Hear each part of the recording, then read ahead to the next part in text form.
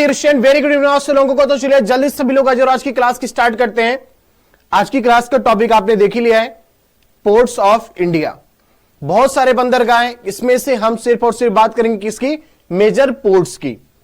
Ports बहुत तरह हो गए, मेजर पोर्ट्स हो गए, इंटरमीडिएट पोर्ट्स होते हैं, माइनर पोर्ट्स होते हैं, अलग अलग तरह के पोर्ट्स होते हैं। तो यहां पर हम बात करें मेजर पोर्ट्स की, ठीक है। तो मेजर पोर्ट्स कितने तरीके के होते हैं, कितने ईस्ट साइड में, कितने वेस्ट साइड में है, तो ये सारी की सारी चीजें बताऊंगा आपको। साथ में जितने भी अपडेटेड डाटा होंगे उसको भी मैं आप लोगों को बताऊंगा, किसके क्या नाम बदले गए हैं, किसका नाम दीनदयाल पोर्ट हो गया है, ये सारी की सारी चीजें। तो सबसे पहले हम देखते हैं कि मेजर पोर्ट्स होते क्या है, मेजर पोर्ट्स माइनर पोर्ट्स में डिफरेंस क्या होता है। तो इसको देखते हैं। तो यहां पर आज हमारा जो हेडिंग होगा पोर्ट्स ऑफ इंडिया। अब बहुत ज्यादा टॉपिक नहीं बचा हुआ है आप लोगों का, जो फाउंडेशन वाले हैं।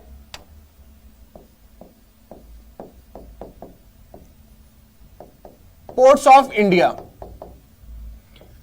जब बंदरगाह की बात करेंगे तो मुख्य रूप से कितने बंदरगाह होंगे, दो मुख्य रूप से बात कर रहा हूं। एक तो हो जाएगा आपका माइनर पोर्ट, दूसरा मेजर पोर्ट। बड़े बंदरगाह, छोटे बंदरगाह।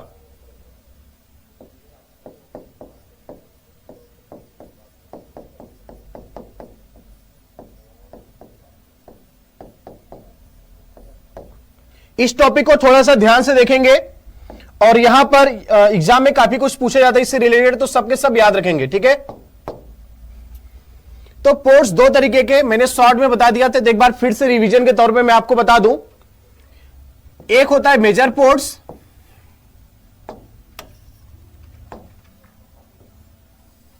दो तरीके के होंगे, एक होगा मेजर पोर्ट्स, एक हो जाता है माइनर पोर्ट्स।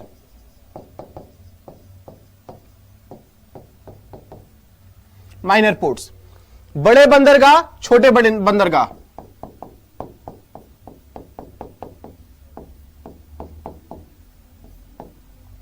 और ये छोटे बंदरगाह।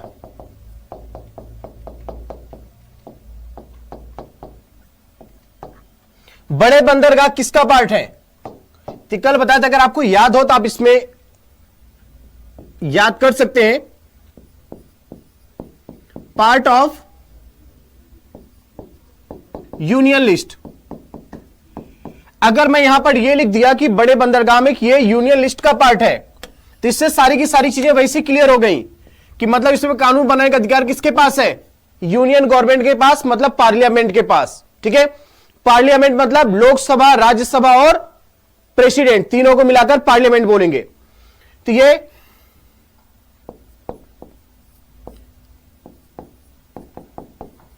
केंद्रीय सूची का विषय है।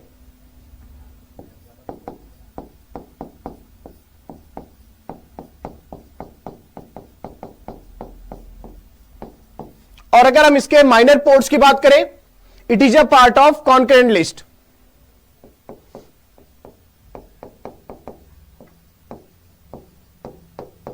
It is a part of concurrent list. यह समवर्ती सूची का भाग है।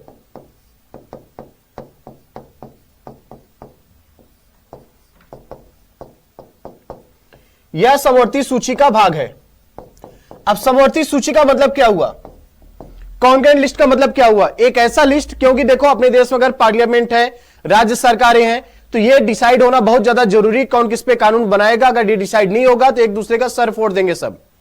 इसलिए पहले संविधान बनाने वालों को पता था भाई ये दूसरे एक दूसरे से मार कर ले, इससे पहले इनको बता दो कि इसको कौन कौन चीजों पे कानून बनाना है, ताकि बाद में लड़ाई ना हो। इसलिए यहां पर पहले डिसाइड कर दिया गया। तो राज्य सूची बनाया गया, समवर्ती सूची बनाया गया और यूनियन लिस्ट बनाया गया, मतलब यहां पर केंद्रीय सूची बनाया गया। समवर्ती सूची में कानून बनाने का अधिकार दोनों के पास होगा, राज्य और केंद्र सरकार दोनों के पास। बट अगर मान लो एक ही चीज को लेकर राज्य सरकार, केंद्र सरकार दोनों ने बना दिया, तो माना किसका जाएगा, तो माना जाएगा हमेशा सिर्फ और सिर्फ यूनियन गवर्नमेंट का, अगर विवाद होता है तो।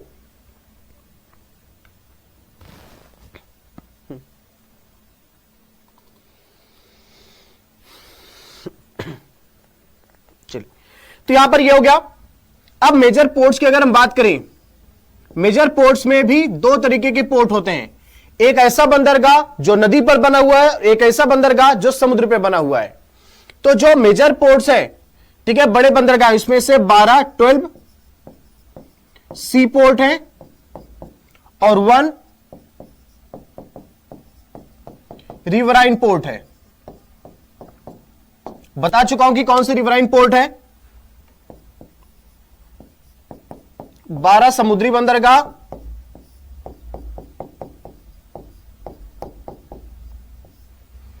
एक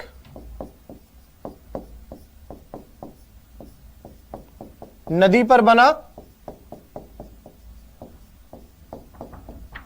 बंदरगाह। तो एक नदी पर बना बंदरगाह हो गया और 12 समुद्री बंदरगाह हो गए। टोटल कितना हो जाएगा? 13 मेजर पोर्ट्स हो जाएंगे। अब ये नदी कौन सी है? हुगली नदी है। आप लोगों को बता चुका हूं मैं पहले कल की क्लास में। अगर यहां पर हम रिवर की बात करें कौन सा जाएगा? नदी की बात करें तो इस नदी का नाम क्या हो जाएगा? हुगली।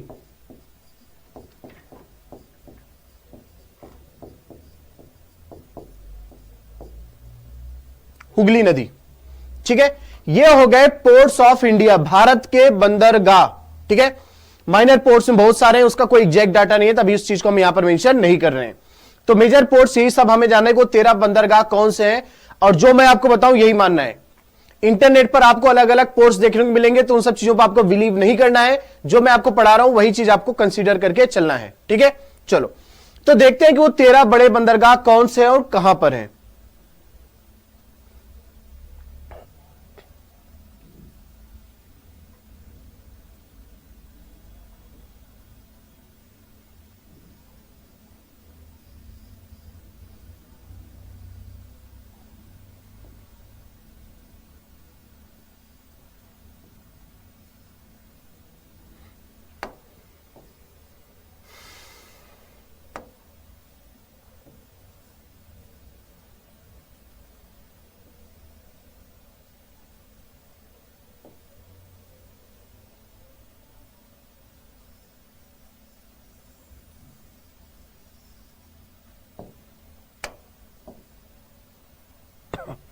ठीक है, तो देखते हैं यहां पर 13 बंदरगाह कौन से हैं। एक बात बताऊं आपको, इंटरनेट पे कहीं कहीं पोर्ट ब्लेयर भी मिलेगा अंडमान एंड निकोबार का, बट वो पहले था अब नहीं है, उसको हटा दिया गया है। ठीक है, उसको मेजर पोर्ट्स में काउंट नहीं किया जाता। तो आप याद रखना, कभी कंफ्यूज मत होना पोर्ट ब्लेयर को लेकर। बहुत जगह इंटरनेट पर मिलेगा बट उसको नहीं मानेंगे आप।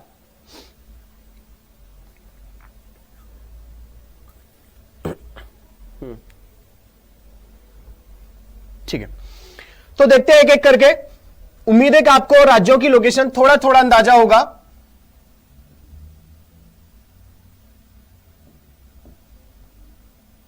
मैं इसे बना देता हूं यहां पर थोड़ा सा।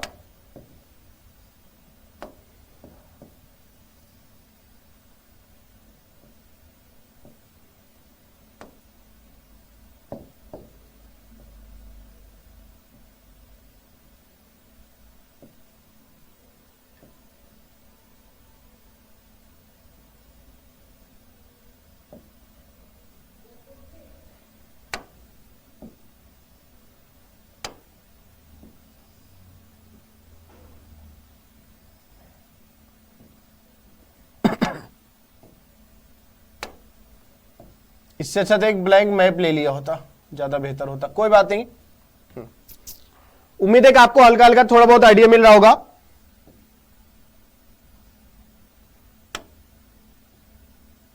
उड़ीसा, आंध्र प्रदेश, तमिलनाडु, कर्नाटका।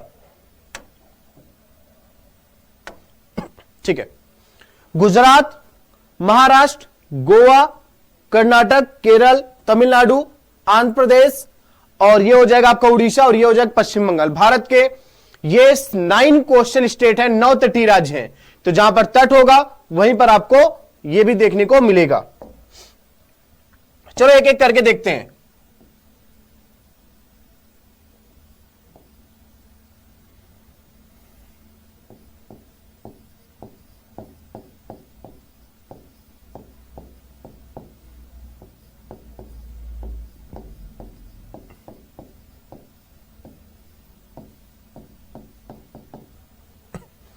कांडला पोर्ट पुराना नाम था, अब इसका नाम दीनदयाल पोर्ट है। पूरा नाम दीनदयाल पोर्ट ट्रस्ट। ठीक है, तो दीनदयाल पोर्ट अब इसका नाम है, तो इस बात को आप याद रखना। ठीक है, पूरे पूरे उत्तर मतलब गुजरात में एक ही है।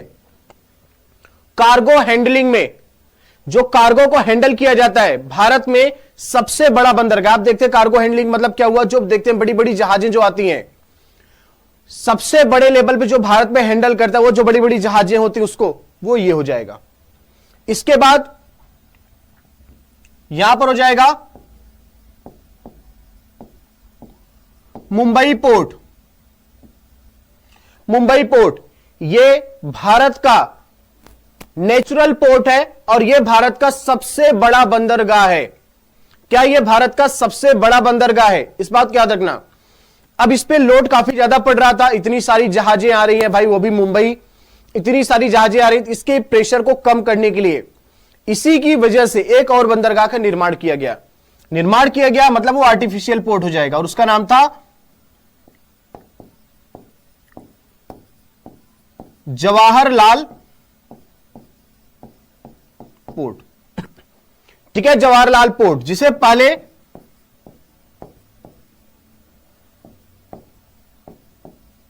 नावा सेवा के नाम से जाना जाता था।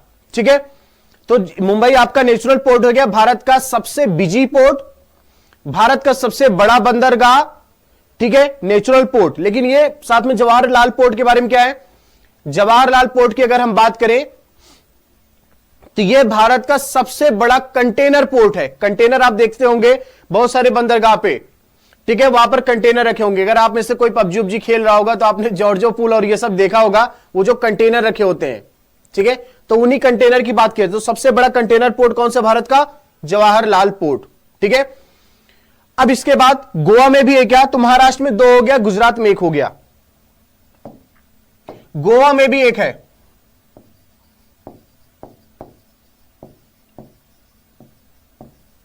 तो मरमू गांव, मरमा गांव दोनों ही यूज किया जाता है। ठीक है, गांव को गोवा कर सकते हो आप, ये हो जाएगा। अभी देखते हैं, थोड़ा सा लॉजिक भी लगाते हैं, कुछ याद हो जाए, काम बन जाए। तो मरमा गांव ये कहां को जाएगा, गोवा का। तो इसके बारे में कोई बहुत ज्यादा स्पेशल फैक्ट नहीं है जो आपको जानने को मिलेगा। बाकी मैं जो अभी 1 लाइनर टाइप का जो फैक्ट होगा, जो मैं आपसे आपके सामने बोल रहा हूं, वो भी मैं लिखूंगा, आप टेंशन मत लेना उस चीज के लिए। इसके बाद यहां पर बेंगलोर कहां पर है, कर्नाटक में, तो बेंगलोर से क्या हो जाएगा, मैंगलोर पोर्ट। मैंगलोर पोर्ट हो जाएगा।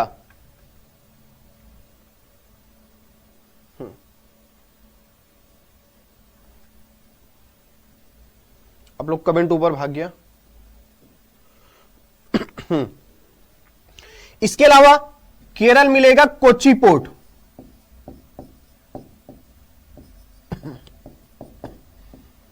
जिसे कोचीन पोर्ट के नाम से भी जाना जाता है। ठीक है, तो यहां पर ये सारे इतने बड़े बंदरगाह हो गए किधर, पश्चिम की साइड। तो आप ये भी याद रखना पश्चिम की तरफ कितने बंदरगाह हैं।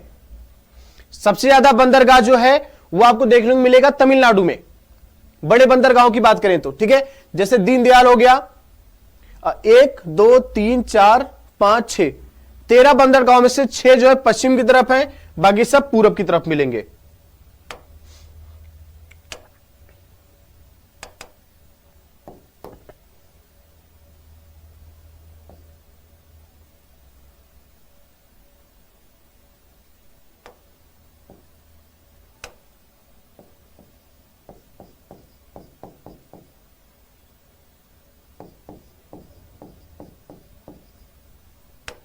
तूतीकोरिन पोर्ट,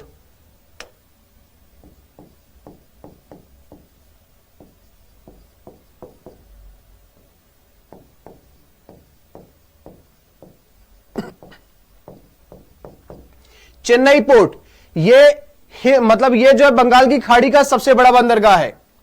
पूरे भारत का मुंबई है, अब बंगाल की खाड़ी का, क्योंकि बंगाल खाड़ी मतलब ये हम पूरब साइड की बात करें, पूरब साइड में सबसे बड़ा चेन्नई पोर्ट है। तो जवाहरलाल नेहरू के बाद दूसरा सबसे बड़ा जो कंटेनर पोर्ट है वो हो जाएगा चेन्नई पोर्ट। ठीक है, इसी चेन्नई के पास आपको मिलेगा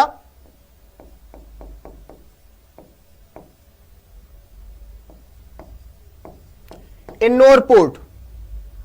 ठीक है, तो ये 3 बंदरगाह आपको तमिलनाडु में देखने को मिलेगा। ठीक है, फिर यहां पे एक बहुत ही खास बंदरगाह विशाखापट्टनम, ये भारत का बड़े बंदरगाहों में बड़े बंदरगाहों में सबसे गहरा बंदरगाह है। ठीक है, सबसे गहरा बंदरगाह है। और अगर हम बात करें कार्गो हैंडलिंग में तो पहले पे दीनदयाल है और दूसरे पे नेचुरल पोर्ट विशाखापट्टनम, दूसरा कार्गो हैंडलिंग में दूसरा सबसे बड़ा बंदरगाह हो जाएगा और भारत का सबसे गहरा बंदरगाह। ठीक है, जब हम बड़े बंदरगाहों की बात करें, ओवरऑल बात करेंगे तो कृष्णापट्टनम सबसे गहरा बंदरगाह हो जाएगा, लेकिन वो माइनर पोर्ट है। अब इसके बाद ये वो बंदरगाह उड़ीसा वाला जो कि भारत की आजादी के बाद सबसे पहला मेजर पोर्ट बना था। कौन सा फर्स्ट कमीशन कौन सा किया गया था मेजर पोर्ट्स? पारादीप पोर्ट। बहुत पूछा जाता है एग्जाम में, पारादीप पोर्ट ये सबसे पहला मेजर पोर्ट है, आप ये बोल सकते हैं इसको। ठीक है, आजादी के बाद सबसे पहले इसी को कमीशन किया गया था। मुंबई पोर्ट तो शिवाजी के समय से चल रहा है और उस समय भी यूज होता था वो। पश्चिम बंगाल में 2 मिलेगा, एक तो हल्दिया, एक हो जाएगा कोलकाता।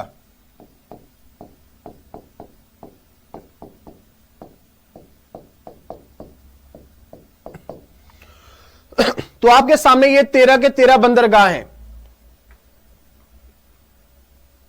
हां, 7 उस साइड में, 6 इस साइड में, ये 13 बड़े बंदरगाह। और यही आपको याद रखना है, किसी जगह पर और कुछ लिखा होगा आप उस पर बिलीव नहीं करेंगे। चलिए, अब इनसे जुड़े हुए जो भी फैक्ट्स हैं वो सारा का सारा मैं आप लोगों को अब एक एक करके बताऊंगा। ठीक है, तो पहली बात तो ये दीनदयाल पोर्ट का जो नया नाम है उसको भी आप ध्यान रखना। ठीक है, अब इससे जुड़ी हुई जो भी इंपॉर्टेंट इंफॉर्मेशन हो सारा का सारा एक बार हम लोग लिख लेते हैं, देख लेते हैं। ठीक है, हिंदी यहां पर इसलिए मैंने यूज नहीं किया कि अगर ज्यादा हिंदी यूज करता तो इधर उधर हो जाता। अब देख लो, जिससे यहां पर जगह ही नहीं बचा है, हिंदी लिखता तो पूरा का पूरा हौच पौच हो जाता। हाँ, विशाखापट्टनम आंध्र प्रदेश। चलो आगे बढ़ते हैं।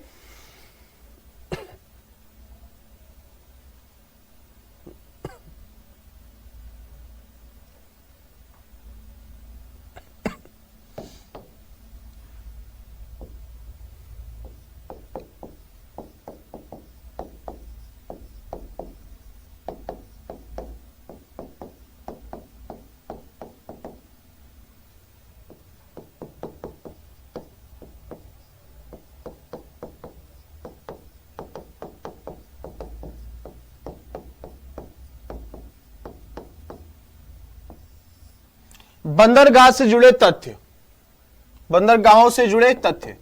ठीक है, तो इनसे जुड़े जितने भी तथ्य हैं वो सारा का सारा एक बार हम देखेंगे, लेकिन एक बार इससे पहले हम एक काम करते हैं, यहां पर थोड़ा सा लॉजिक देख लेते हैं कि बंदरगाहों को याद करने का लॉजिक क्या हो सकता है। जबरदस्ती का लॉजिक है। अगर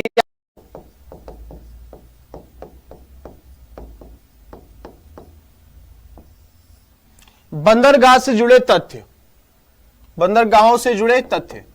ठीक है, तीन से जुड़े हुए जितने भी तथ्य हैं वो सारा का सारा एक बार हम देखेंगे, लेकिन एक बार इससे पहले हम एक काम करते हैं, यहां पर थोड़ा सा लॉजिक देख लेते हैं कि बंदरगाहों को याद करने का लॉजिक क्या हो सकता है। जबरदस्ती का लॉजिक है, अगर याद हो जाए तो अच्छी बात है। चलो देखते हैं।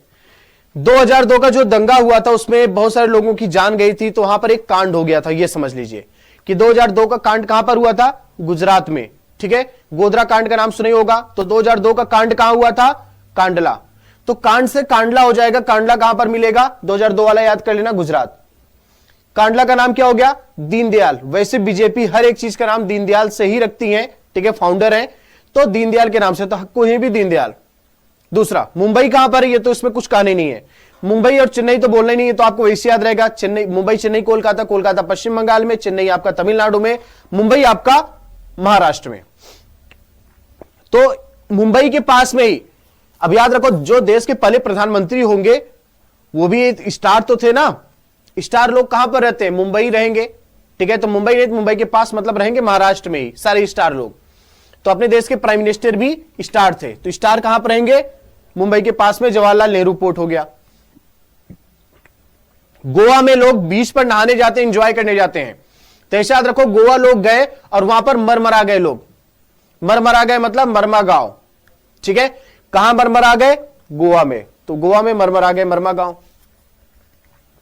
बेंगलोर से रिलेट करके याद रखना, बेंगलोर मतलब मैंगलोर। ठीक है। बेंगलोर जो कि कर्नाटक की राजधानी है, बेंगलोर से रिलेट करेंगे, मैंगलोर लगा देना, बस बी की जगह एम कर देना है, ठीक है। या बेंगलोर ही याद रख लो तो भी काम चल जाएगा आपका। कोची, ठीक है, काफी पुराना, पहला पुराना नाम कहीं पर आपको कोचीन लिखा हुआ भी मिलेगा तो कोचीन कोची ही है, ठीक है, कोचीन पुराना नाम है। अब इसके बाद तमिलनाडु में 3 है, तो टी से तमिलनाडु, टी से क्या हो जाएगा, तूतीकोरिन, ठीक है। और बाकी यहां पर तमिलनाडु वाले क्या बोलते हैं, साउथ वार्ड इंडियन वाले, इन्ना रास्कला माइंडेड, ठीक है, तमिलनाडु वाले यही बोलेंगे इन्ना रास्कला, इन्ना से क्या हो जाएगा एन्नोर, ठीक है। अन्ना कहां, या फिर अन्ना याद कर लो, अन्नोर याद कर लो, अन्ना, अन्ना कहां पर पड़ेगा, अन्ना मिलेगा तमिलनाडु में आपको, ठीक है, अन्ना। विशाखापट्टनम, ठीक है, इसका तो उम्मीद है कि मुझे आपको पहले से पता होगा कि विशाखापट्टनम आंध्र प्रदेश में पड़ेगा, ठीक है, विशाखापट्टनम। पारादीप, पारादीप को संधि विच्छेद करिए, क्या हो जाएगा, पारादीप, दीप मतलब टापू, पारा मतलब पार किया, पारा प्लस दीप, दीप को पार किया, कैसे, उड़कर पार करोगे ना दीप को, तो पारादीप, दीप को पार किया कैसे, उड़कर, तो पारादीप कहां पर पड़ेगा, उड़ीसा, उड़ने से। हल्दिया, पश्चिम बंगाल की सीएम कौन है, ममता बनर्जी, ठीक है। जब नेशनल दीदी, तो ममता बनर्जी की जब बात करते हैं, क्या उनकी शादी हो गई है क्या, अभी नहीं, तो ममता बनर्जी को अब यहां पर हल्दी लगाने का समय आ गया है, ठीक है, ताकि उनकी शादी उदी भी हो जाए, बहुत टाइम हो गया, अब इतना समय निकल गया, कैसे काम चलेगा, तो उनको हल्दी लगाने का समय आ गया। तो हल्दी किसको लगाना है, हल्दी से हल्दिया, ममता बनर्जी को, हल्दिया हो गया। बाकी कोलकाता तो आपसे छुपा हुआ नहीं है, वो तो पश्चिम बंगाल का भाग ही है। तो मेरे हिसाब से मैंने आपको यह सब लॉजिक बताया, आप देखते हैं आपके कितना काम आता है, यह समय बताएगा।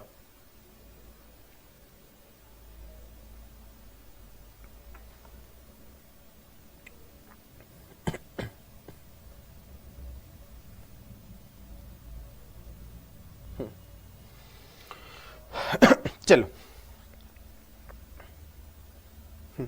अब यहां पर इनसे जुड़े तथ्य की बात करते हैं। पहला,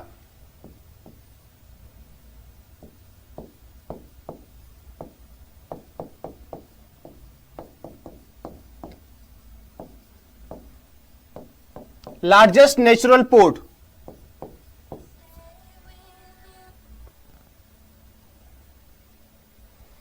लार्जेस्ट नेचुरल पोर्ट, तो जो लार्जेस्ट नेचुरल पोर्ट की बात करते हैं मतलब सबसे व्यस्त, सबसे बड़ा प्राकृतिक बंदरगाह, सबसे बड़ा प्राकृतिक बंदरगाह,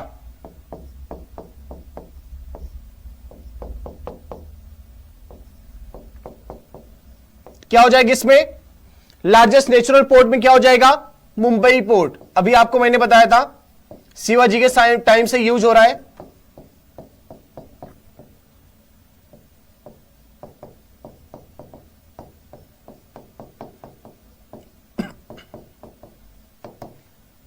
ठीक है। Busiest port, busiest port of India,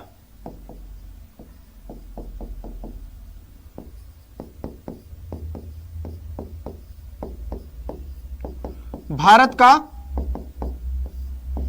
सबसे व्यस्त बंदरगाह,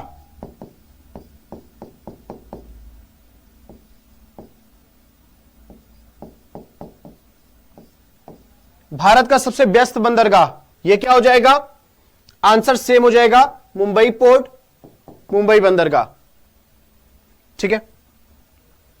तीसरा point, largest artificial port,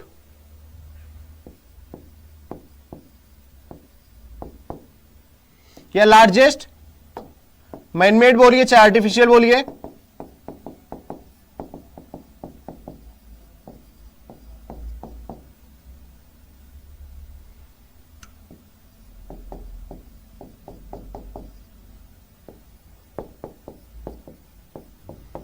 Bharat का सबसे बड़ा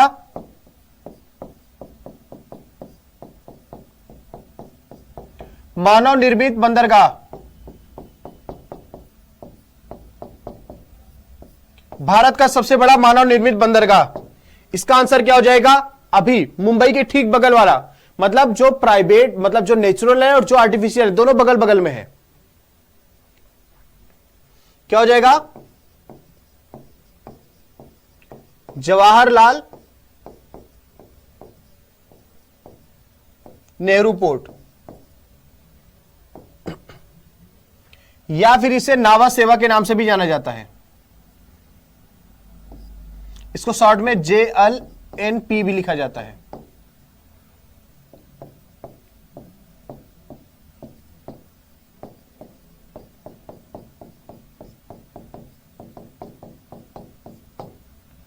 ठीक है, नावा सेवा। तो यह भारत का सबसे बड़ा मानव निर्मित बंदरगाह है। ठीक है, अगर हम चलो अभी और देखते हैं, डीपेस्ट पोर्ट की बात करते हैं।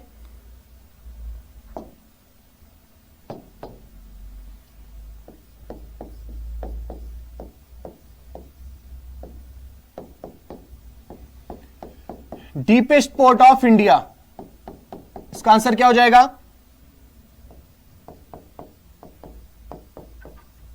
भारत का सबसे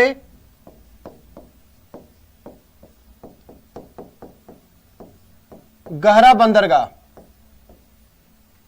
आंसर हो जाएगा कृष्णापट्टनम।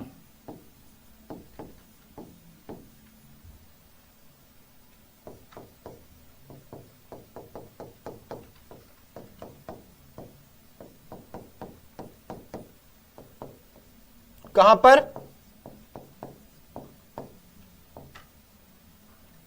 आंध्र प्रदेश।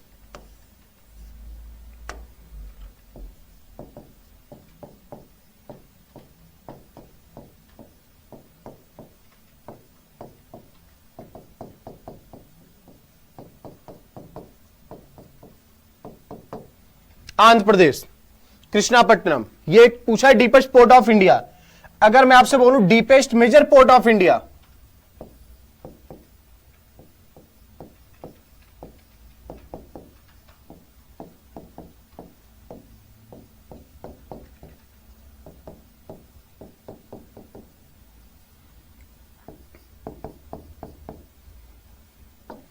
भारत का सबसे गहरा बड़ा बंदरगाह,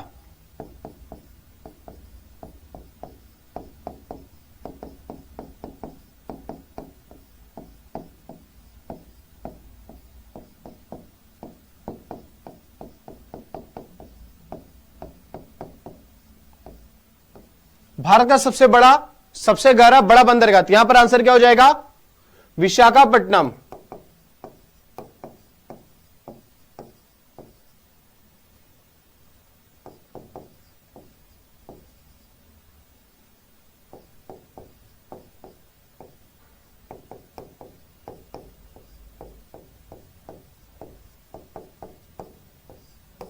विशाखापट्टनम। ठीक है, ये सबसे गहरा बंदरगाह हो जाएगा, लेकिन किसमें? बड़े बंदरगाहों में।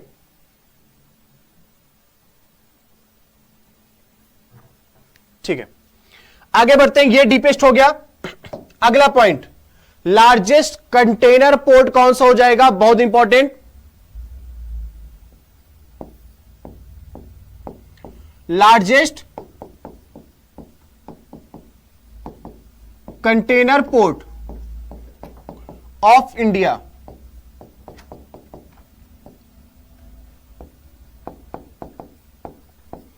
भारत का सबसे बड़ा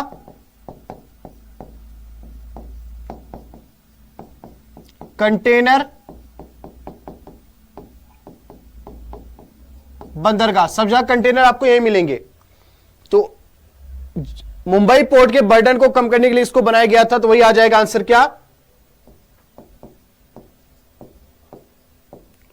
जवाहरलाल नेहरू पोर्ट। नया नाम यही है, आप इसलिए जवाहरलाल नेहरू पोर्ट ही बार बार बोल सकते हैं।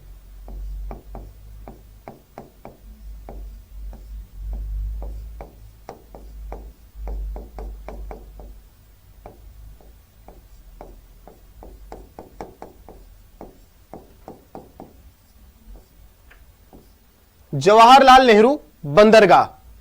ठीक है, और अगर हम यहां पर सेकंड नंबर पे बात कर लेते, देखो यहां पर मैं पहला और दूसरा लिख दे रहा हूं ताकि ये क्लियर हो जाए। दूसरे पे हो जाएगा चेन्नई पोर्ट, जिसे पहले मद्रास पोर्ट के नाम से जाना जाता, अब चेन्नई पोर्ट।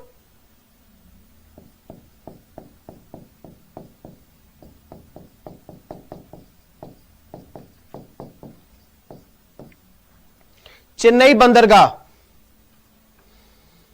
हां जेएलएन पोर्ट। सर दुनिया का सबसे डीपेस्ट कौन सा है? गणेश, इसको एक बार आप गूगल पे सर्च कर लीजिएगा, दुनिया का तो नहीं बता पाऊंगा डीपेस्ट कौन सा है, इसको एक बार चेक कर लीजिएगा।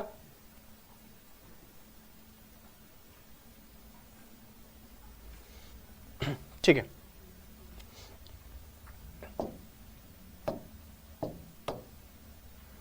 इसके बाद बात करते हैं अगले पॉइंट पे।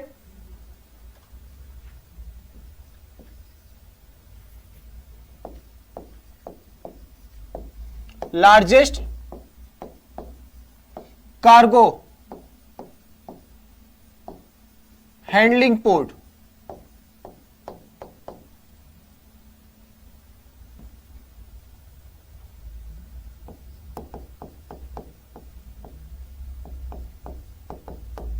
सबसे बड़ा कार्गो को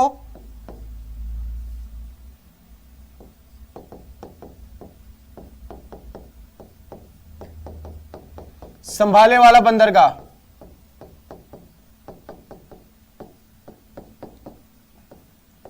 सबसे बड़ा कार्गो को हैंडल करने वाला बंदरगाह। कार्गो मैं फिर से बता रहा हूं, वो जो बड़ी बड़ी जहाजें होती है जिसपे ढेर सारे कंटेनर लदे रहते हैं, वो जो जहाज है ना उसे हम बोलेंगे कार्गो। ठीक है, हो जाएगा आंसर दीनदयाल पोर्ट। अभी 2-3 साल हुआ है इसका नाम चेंज हुए। ठीक है, दीनदयाल पोर्ट।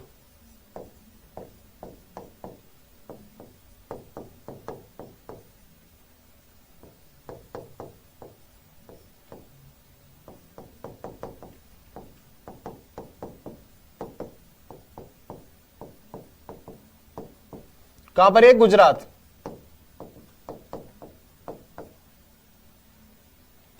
सेकेंड पे कौन सा आएगा? विशाखापट्टनम।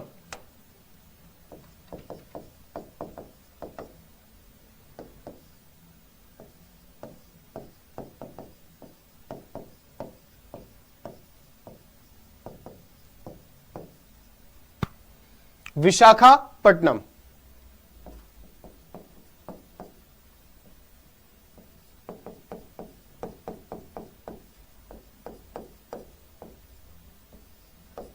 विशाखापट्टनम। ठीक है, अब जो कोलकाता पोर्ट है जो कि हुगली नदी पर था, जो कोलकाता पोर्ट है जो कि हुगली नदी पर था, उसे हार्बर, मतलब यहां पर अगर हम बात करेंगे उसे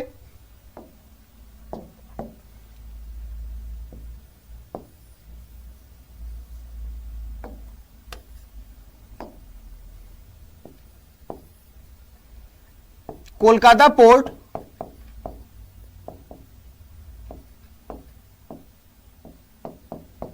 is a only riverine port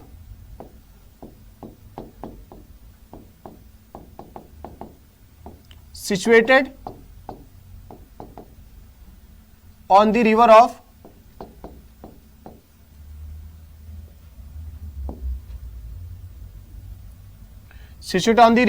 Hooghly, जो कि गंगा नदी की डिस्ट्रीब्यूटरी है। यहां पर सिचुएटेड है कौन? कोलकाता पोर्ट। तो कोलकाता पोर्ट की बात करेंगे, इससे जो है कहां पर है? ये हुगली नदी पर हो जाएगा।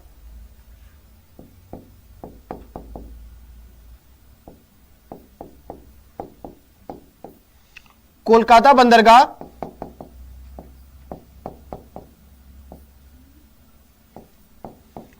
एकमात्र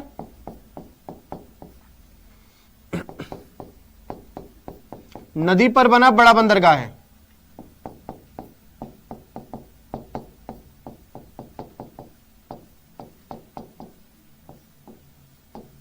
एकमात्र नदी पर बना बड़ा बंदरगाह है जो कि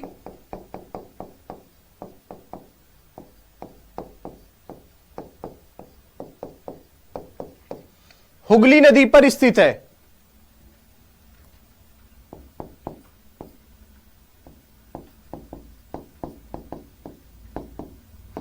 इसे डायमंड हार्बर के नाम से भी जाना जाता है।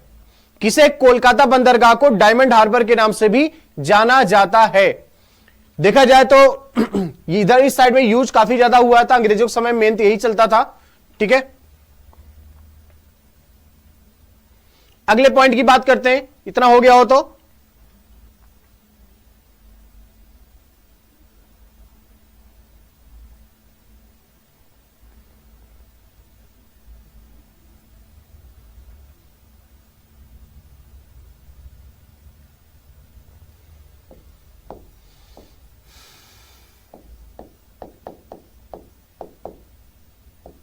Kolkata port is also known as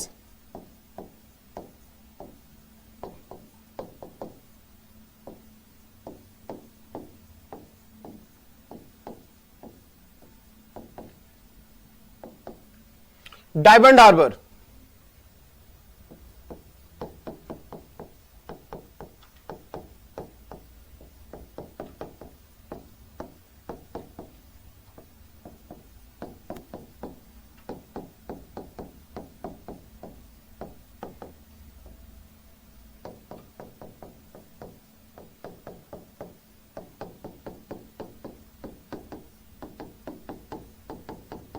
नाम से जाना जाता है।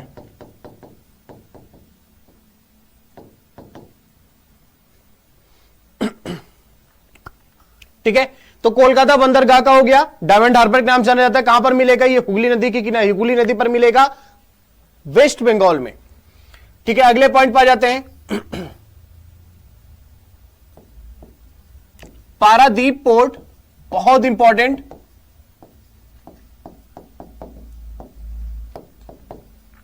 was the first port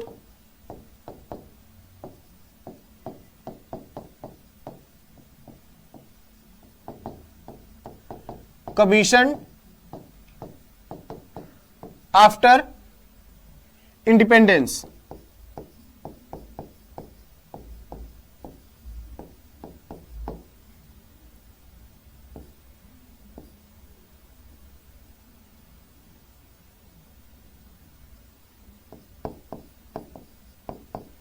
Paradip बंदरगाह को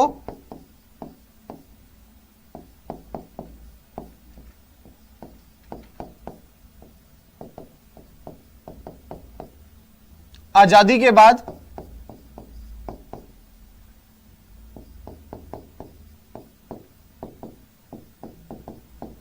सबसे पहले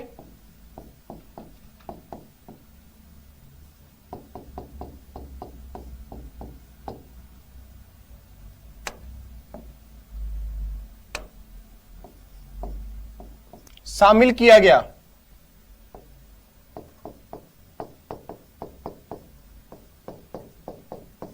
सबसे पहले शामिल किया गया।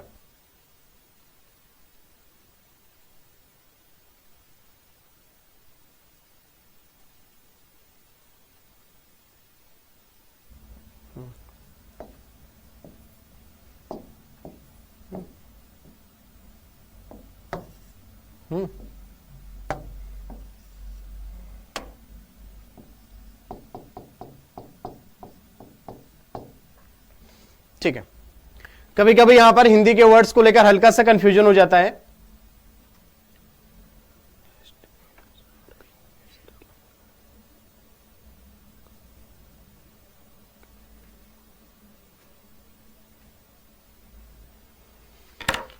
सर एक बात पूछना था, सबसे छोटा राष्ट्रीय राजमार्ग आपने सर केवल केरल लिखवाया है, लेकिन गूगल पर कहीं प्रखर के आते, ऐसा क्यों सर? देखिए हाँ, कई प्रकार के वर्ल्ड लार्जेस्ट पोर्ट संघाई पोर्ट। ठीक है ठीक है ठीक है ठीक है। देखिए अलग अलग डाटा होने का कारण यह है कि सब जगह, आप देखो गूगल का मतलब क्या हुआ, जो दुनिया में अलग अलग तरह के वेबसाइट लोग बना रखे हैं, गूगल कुछ होता नहीं है। गूगल अलग अलग वेबसाइट के डाटा को कलेक्ट करके दिखा देता है। तो कोई वेबसाइट वाले कुछ डालते हैं, कोई वेबसाइट वाले कुछ डालते हैं, कोई वेबसाइट वाले कुछ डालते हैं। ठीक है, सब अपने अपने अकॉर्डिंग डालते हैं। तो आपको जो मैं बता रहा हूं ना, बस आप उसी चीज को कंसीडर करिए, उसी चीज को आप दिमाग में रखिएगा। ठीक है, अदरवाइज अगर आपको और भी ज्यादा, अगर देखो आप उस चीज को तभी लेकर बिल्कुल सिक्योरिटी के साथ आप बोल सकते हैं जब वहां पर गवर्नमेंट की साइट पर अपडेटेड हो।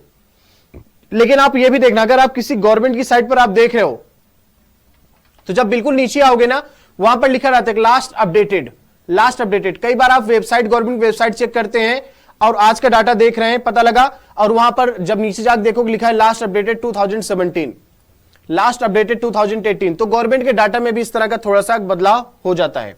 तो कोई बात नहीं, इतना ज्यादा परेशान नहीं होना है उस चीज को लेकर, ठीक है। तो पारादीप बंदरगाह को आजादी के बाद सबसे पहले भारत में शामिल किया गया बड़े बंदरगाह के रूप में, ठीक है, आजादी के बाद। अब बात आती है कि यहां पर मरबुआ गांव बंदरगाह कहां पर पड़ेगा। गोवा तो आपने जान ही लिया, गोवा में कहां पर पड़ेगा। पारादीप बंदरगाह कहां पर पड़ेगा, पारादीप बंदरगाह के बारे में पूछा गया एनडीए में कि कहां पर पड़ेगा। तो बता रहा हूं वही चीज फिर से,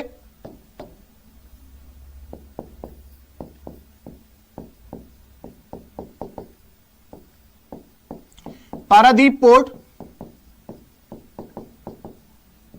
is situated on the delta of या confluence of on the delta of Mahanadi.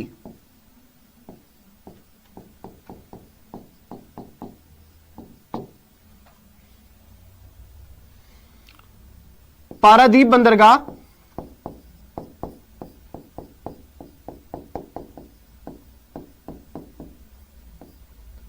Paradip बंदरगाह कहां पर है, उड़ीसा में।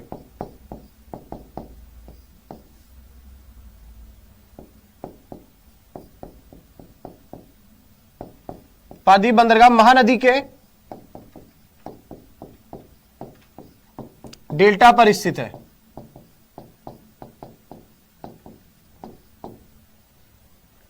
ठीक है, अब बात करते हैं यहां पर मरमा गांव का। तो मरमा गांव की अगर हम बात करेंगे, वो भी कहां पर डेल्टा मिलेगा, किस डेल्टा पर मिलेगा आपको। तो जो मरमा गांव है वो भी आप लोगों को कहां पर मिलेगा, जुआरी नदी पर।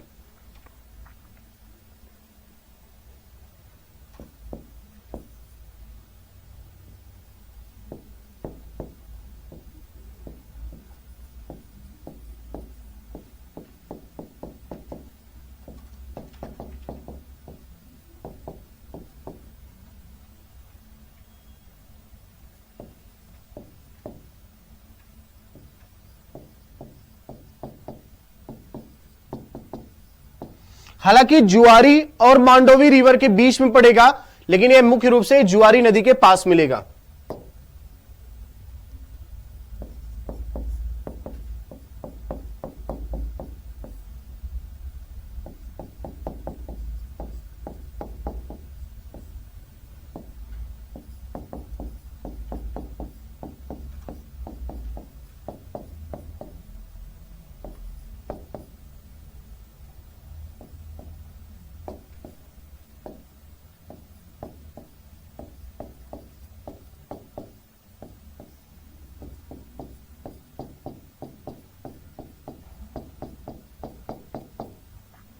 तो ये आपके पोर्ट से संबंधित इतने सारे डाटा मैंने आपको बता दिया, ठीक है। पोर्ट से संबंधित मैंने आपको इतना सारा डाटा बता दिया, तो आप इन सारी की सारी चीजों को एक बार दिमाग में रखिएगा।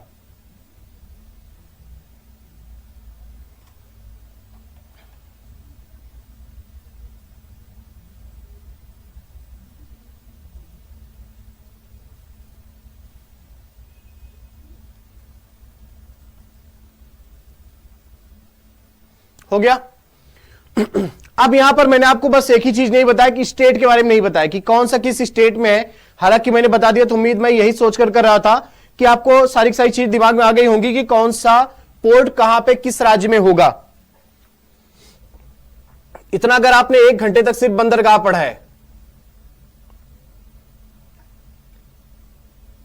पारादीप बंदरगाह उड़ीसा में कहां पर, क्या पारादीप जहां पर रहेगा वहीं पर कमीशन किया जाएगा, सिंपल सी बात है, ठीक है। कोई जो है कॉर्वेट या फिर जो है यहां पर कोई एयरक्राफ्ट कैरियर थोड़ी है, किसको एग्जैक्टली कहां पर किया गया, ऐसा कुछ नहीं है। जहां पर बंदरगाह है उसको वहीं पर कमीशन किया जाएगा।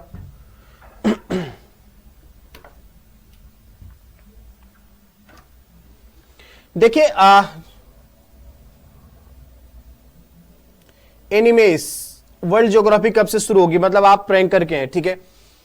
बस अब यहां पर आप लोगों का लगभग चीजें कंप्लीट ही है, ठीक है। वर्ल्ड ज्योग्राफी से रिलेटेड कुछ चीजें हैं जो मैं आपको पहले बताऊंगा, ठीक है, कि यहां पर आपको पहली बात तो पोर्ट खत्म हो गया। मैं 2 मिनट में आपको बता रहा हूं क्या क्या चीजें यहां पर होनी है, ठीक है। ये हिंदी में लिख दे रहा हूं मैं, गुजरात,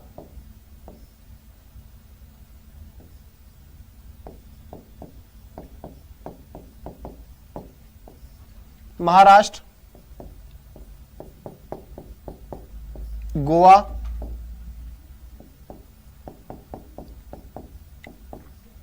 कर्नाटक, केरल,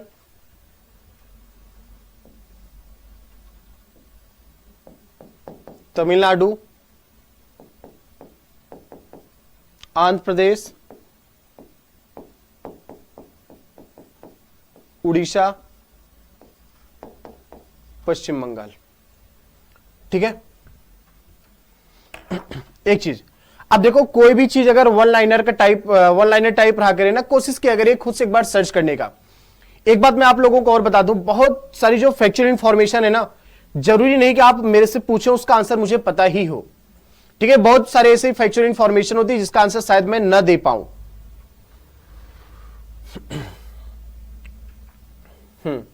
ठीक है, तो बहुत ज्यादा मतलब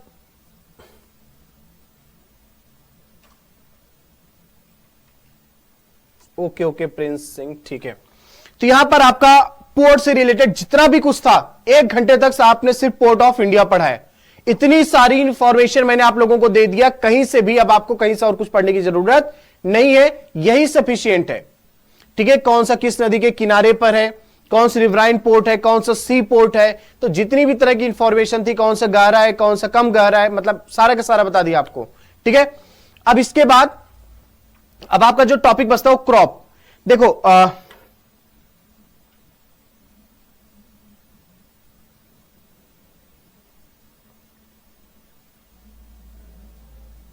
नहीं, अचानक से शो नहीं हो रहा था, इवेंट तो कल का बना हुआ है, आपने देखा नहीं होगा फिर, ठीक है। अचानक से नहीं था ये। एक चीज मैं आप लोगों को बता दूं, देखो फाउंडेशन वालों, आपका सिलेबस अब बहुत ज्यादा नहीं बचा हुआ है। कल की क्लास बता दूं कल क्या होगा। क्रॉप, हालांकि आज के थंबनेल क्रॉप भी डाला था, बट क्रॉप नहीं हो पाया, ठीक है। तो अब क्रॉप बचा हुआ है, ठीक है, रॉक बचा हुआ है, इसके अलावा वॉल्केनो। अब यहां से जो भी होगा, कल से क्लास जो होगी वो पीडीएफ के माध्यम से होगा, ठीक है, मैं आपको पहले बता रहा हूं। इसके बाद वही खनिज हो जाएगा, मिनरल हो जाएगा। इसके बाद ट्राइब्स हो जाएगा, जनजाति भारत की जितनी भी है, ठीक है, ट्राइब्स हो जाएंगे। और इसके अलावा वर्ल्ड की, विश्व की जो नदियां हैं, ठीक है, जो विश्व की नदियां, ये भी हो जाएगा आप लोगों का, ठीक है। तो ये कोर टॉपिक है जो आप लोगों के बचे हुए हैं, और ये चीज आप लोगों का इसी वीक खत्म हो जाएगा, पूरा का पूरा जो आप देख रहे हो, ठीक है। कल क्लास में हम कोशिश करेंगे लॉजिक से याद करने का, ठीक है। सारे लोग उसको याद करने की कोशिश करेंगे लॉजिक से। हालांकि क्रॉप से मैंने कोई क्वेश्चन तो नहीं देखा एग्जाम में आपके, लेकिन फिर भी रॉक, वॉल्केनो, मिनरल, ये सब एक ही क्लास में हो जाएगा। ये सब ट्राइब वराइब, एक क्लास पूरा वर्ल्ड रिवर हो जाएगा, ठीक है। तो धीरे धीरे करके अब हम लोग भी बिल्कुल आखिरी पड़ाव पर आ जा रहे हैं, ठीक है। अब हम लोगों का टॉपिक लगभग खत्म ही है, तो 3 से 4 दिन में पूरा का पूरा टॉपिक खत्म हो जाएगा। इसके बाद नेशनल पार्क नहीं पढ़ाया हूं ना आप लोगों को, ठीक है, कोई नहीं।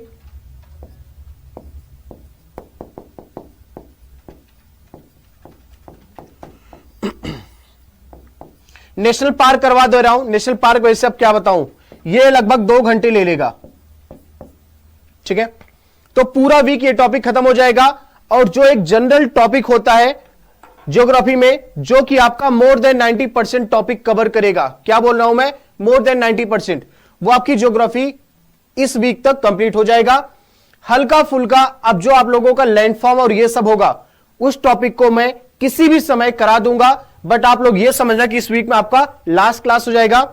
जो भी मैं आपको बताया था कि यहां पर मैं अलग अलग लैंडफॉर्म है उन सबको करवा दूंगा, तो वो उसकी क्लास एक मैराथन हो जाएगा चाहे जब, ठीक है, उसको मैं कंप्लीट करवा दूंगा। एक बार पीपीटी बना देता हूं उसका अच्छे से, तो एक साथ आप लोगों का पूरा सिलेबस कंप्लीट कर दूंगा जो भी लैंडफॉर्म से रिलेटेड होगा, ठीक है।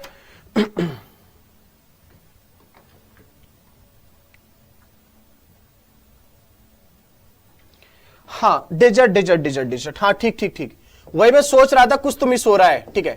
ये डिजिट वाला टॉपिक था, डिजिट भी करवाना है, ठीक है, हाँ ये बोला था, डिजिट भी करवा दूंगा मैं, ठीक है। तो कुछ भी हो, ये इस वीक खत्म हो जा रहा है आपका पूरा का पूरा, फाउंडेशन वाले आप लोग मुक्त होने वाले हो इस वीक में, ज्योग्राफी आपका खत्म हो जाएगा, ठीक है। बाकी जो लैंडफॉर्म का पार्ट होगा उसको मैं मैराथन की क्लास लूंगा, 3-4 घंटे में जो भी होगा एक साथ ही खत्म करूंगा। इस वीक के बाद मेरी एक ही दिन क्लास होगी, वो मैराथन के रूप में होगी,